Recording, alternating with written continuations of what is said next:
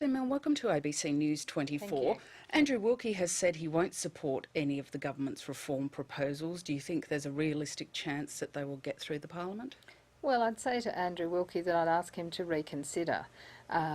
He hasn't had any meetings with the Greens to discuss the successful negotiations we've had with the government to strengthen issues around the Press Council and to strengthen the public interest test when it comes to particularly the concentration of media ownership.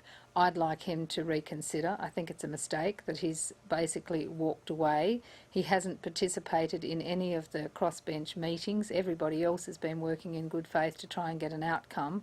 So I would ask him to reconsider and stand up to effectively News and the bullies there. But given that his position, particularly on media diversity, is that the ACCC should already have the power to deal with it. If it doesn't, then its powers should be beefed up, and that's how you deal with that issue. Given that's his position, he wouldn't necessarily come to agreement with your position on that, would he? Well, where's Andrew Wilkie been on the ACCC? Let's face it, 87% of the print media in Australia is controlled by two companies. The ACCC has been next to useless in terms of this issue of concentration of media ownership. He knows that, we know that. Frankly, I see that as an excuse.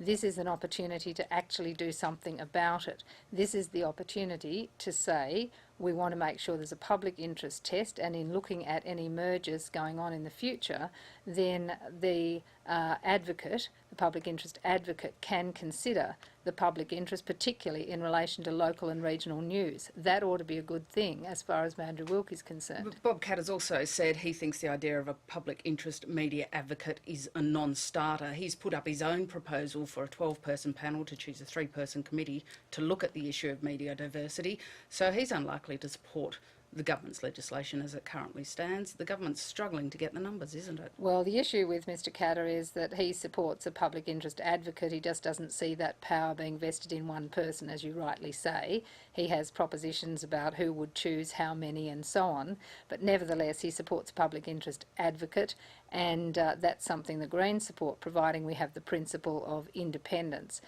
So would you look at Mr Catter's proposals if that's the only way the changes would get through? We've certainly been looking at them and discussing that with Mr Katter. That was going on last night and is continuing. We're waiting for Mr Katter to put up something specific. He's talked a lot about it, but we want to see the specific proposal. But we're open to it so long as the principle of independence from government is maintained. Where then does the government get the other numbers? Because Rob Oakeshot's office is still saying that he's not going to support the legislation. Well, Rob Oakeshott has said that he is interested in protecting diversity in media ownership, interested in the public interest as such, also protecting local news. Now that the Greens have reached this successful negotiation with the government to do those things, I'm hoping that Rob Oakeshott will actually have a look at the agreement and be open to it. He has said he's been open to sensible amendments. I'm hoping that's going to be the case. Given that you say this legislation would help stand up to News Limited and the bullies in your form of words, why doesn't that exactly confirm what some from News Limited have been saying, that this is legislation aimed only at them? Well, this legislation is aimed at protecting the diversity of media ownership. We've already had some good things in the package. The protection of ABC and SBS online, for example, that's a good thing. Protection of the ABC's overseas service, that's gone through. Now we'll see the press councils actually end this idea of having a whole range of press councils and stick with one press council with improved standards. That's got to be a good thing, whilst grandfathering the Western Australian entity.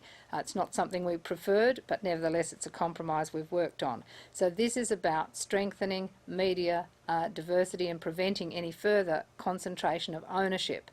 That's the principle. The fact that it impacts on News Limited shows just the extent to which concentration has occurred in Australia, and I don't believe that's in the national interest. Christine Milne, thank you very much for your time.